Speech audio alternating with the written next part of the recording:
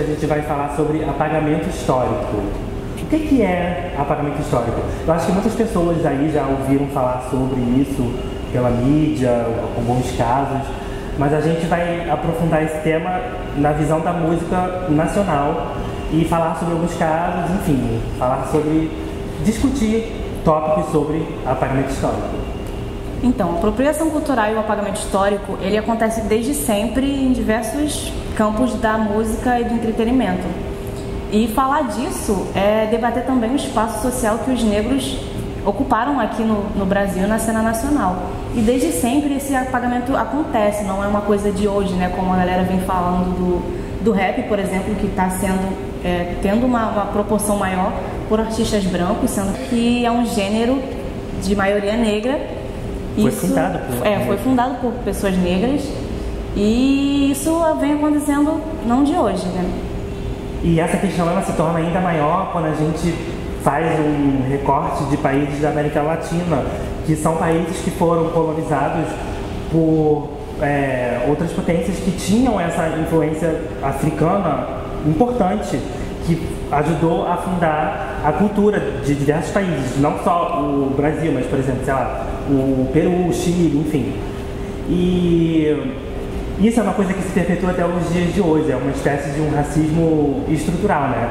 E bem velado, né? Porque as pessoas elas não debatem muito sobre isso, que é uma coisa muito comum, muito frequente. Ainda existe essa falsa ideia de que o Brasil é um país diverso e de várias misturas, sendo que, na verdade, os gêneros que tomam conta é sempre as pessoas brancas que estão em evidência, sabe? Quando agora o pop vem destoando isso e mostrando uma galera trans, mais mulheres e mulheres negras, como a Isa e a Ludmilla, e eu tô achando isso maravilhoso, porque não tinha isso antes. Não tinha essa representação.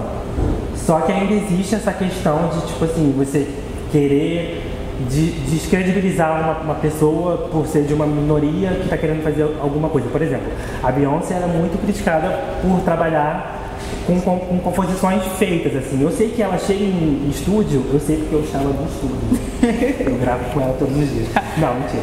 Mas assim, ela chega em estúdio e ela bota o dedo dela, mas as pessoas têm essa mania de querer falar tirar assim, o crédito dela. Ah, ela não é compositora, ela chega lá e canta e acabou. Isso é uma coisa que é muito comum, você receber composições prontas de outras pessoas, assim. E as pessoas sempre metem o mar em cima de quem? Da Beyoncé. Por quê, gente? Sendo que outras artistas do pop fazem isso e ninguém nunca falou nada, né? Exatamente. E voltando aqui para essa questão do Brasil, isso é uma coisa que foi muito frequente nos anos 70, mais ou menos. E um exemplo é o Tim Maia contra Roberto Carlos. O filme do Tim Maia, ele relata bem isso que a gente está falando, porque no comecinho da carreira dele, ele escrevia várias coisas, era um compositor extraordinário, e o Roberto Carlos, ele não compunha muito, tanto que o maior sucesso do Roberto Carlos é do Tim Maia, Não Vou Ficar, e a partir disso, ele começou a tomar uma proporção muito maior na mídia com a Jovem Guarda do que o Tim Maia. Foi com essa música do Tim Maia que ele teve o boom, né? Isso. Que ele estourou. E pouca gente sabe disso.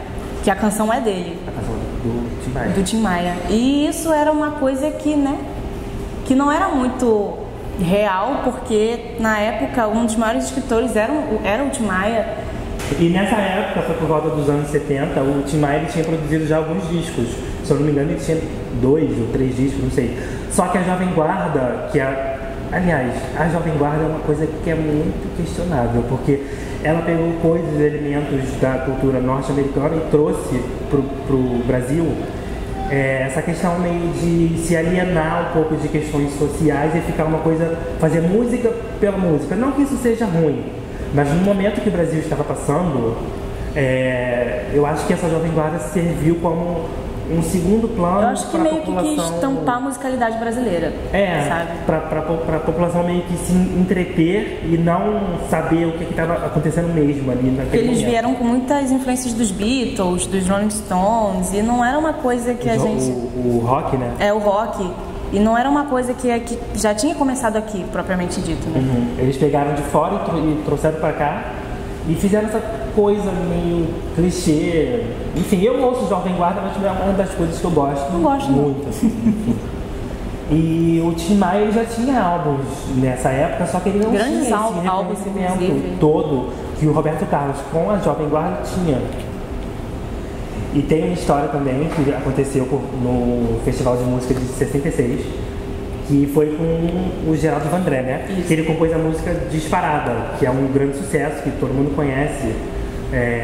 E na época ele não queria que o Jair Rodrigues, que era um cantor que estava em alta, ele não queria que o Jair Rodrigues cantasse a música dele, porque ele tinha medo de associar a imagem da música dele com a imagem do Jair Rodrigues, que segundo ele deu uma entrevista para uma rádio, ele falou que ele não queria que o Jair cantasse, porque o Jair era uma pessoa muito sorridente e que ele plantava bananeira nos bastidores. Esse era o motivo que ele não queria que o Jair cantasse, só que todo mundo sabe que isso era um racismo velado dele. E ele não chegou nem a se dar o trabalho de falar com o Jair Rodrigues sobre a experiência de vida que ele tinha, né? Se ele tinha alguma carga emotiva para poder cantar essa música. Tanto que o Jair tinha, né? Ele tinha. Ele teve um pai que era boiadeiro e o pai dele morreu no lombo de um jumento, no Nordeste mesmo, que é onde a música se passa. E nesse ano ele cantou essa música, ele foi eleito o melhor intérprete. No ano ele cantou a música, ele foi eleito o melhor intérprete e a música ganhou o primeiro lugar no festival de 1966. Com muito custo. Com muito custo, E o Geraldo Vandré ficou como trouxa idiota que não soube falar nada. Gente, tô falando mal do cara, ele vai me processar. Vem, Geraldo. Vem. O grande público só foi conhecer composições de compositores negros a partir de intérpretes brancos gravarem as suas letras, né? Um exemplo é o Zequete, João do Vale, que tiveram músicas cantadas pela Lara Leão, e a gente também tem exemplo do Nelson Cavaquinho, Ismael Silva, enfim, pessoas que só foram ter esse reconhecimento quando foram cantadas por pessoas brancas. Isso aconteceu também especialmente no samba, onde compositores com mais ascensão social, né, a galera da Zona Sul, classe média alta, tinha mais visibilidade do que o Cartola, por exemplo, e outros compositores negros que vieram realmente das periferias. O samba, inclusive, ele só virou essa grande representação da cultura do povo quando ele foi pelas mãos de pessoas brancas, como Ari Barroso, Noel Rosa. E isso é uma coisa que já vem de muitos anos atrás, porque o samba é uma coisa que não nasceu naquela época que estava sendo cantada por essas pessoas brancas. Mas o grande ápice aconteceu somente quando pessoas assim cantaram sambas. E um dos grandes exemplos disso é a vida do Cartola, porque ele viveu a vida dele inteira, ele sobreviveu, né? Que ele fazia outras coisas, ele não era músico, mas ele já compunha muita coisa. Mas ele não chegou a viver da música propriamente dito. Não, ele só foi ter o primeiro álbum dele lançado quando ele tinha 65 anos, se eu não me engano. E ele passou a vida inteira dele sobrevivendo, fazendo coisas além da música para poder sobreviver. Como todo artista periférico, né? O músico da periferia tem que fazer até hoje. E para que não haja esse apagamento histórico nos dias de hoje, é importante que artistas e pessoas importantes negras sejam representadas devidamente de acordo com o que elas eram na época, que é o caso, por exemplo, de Machado de Assis, Aleijadinho, Castro Alves, todo o Egito, né, que é embranquecido pela Record, inclusive, e por outras diversas produções, porque assim, nos livros de história, eu pelo menos eu cresci vendo representações brancas.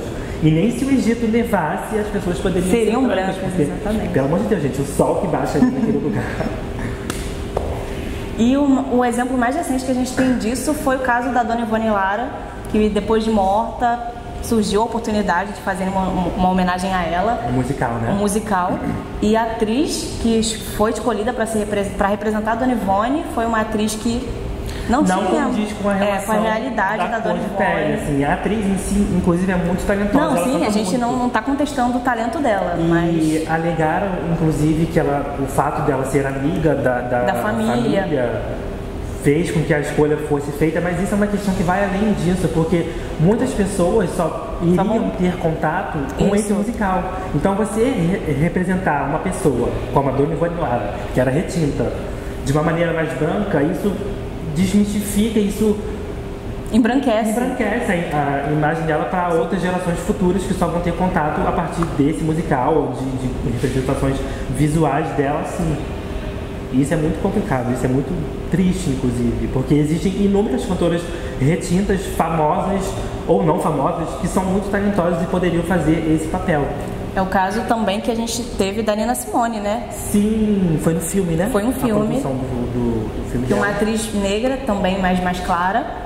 Inclusive, na hora da caracterização, colocaram um traço, ela, né? escureceram ela e colocaram traços negroides, sendo que existem várias outras atrizes negras com traços negroides. Super competentes e não são chamadas para esses papéis. Exatamente. Então é isso, gente. A gente quer fazer um trabalho legal pelo YouTube. Se você gostou, se você ouviu coisas que você gostou aqui, se inscreve no canal aqui embaixo, dê o seu like, deixe comentários, falando sugestão sobre tema. Compartilha com seus amigos, divulga aí pra galera. E é isso, gente. Até o próximo vídeo. Tchau.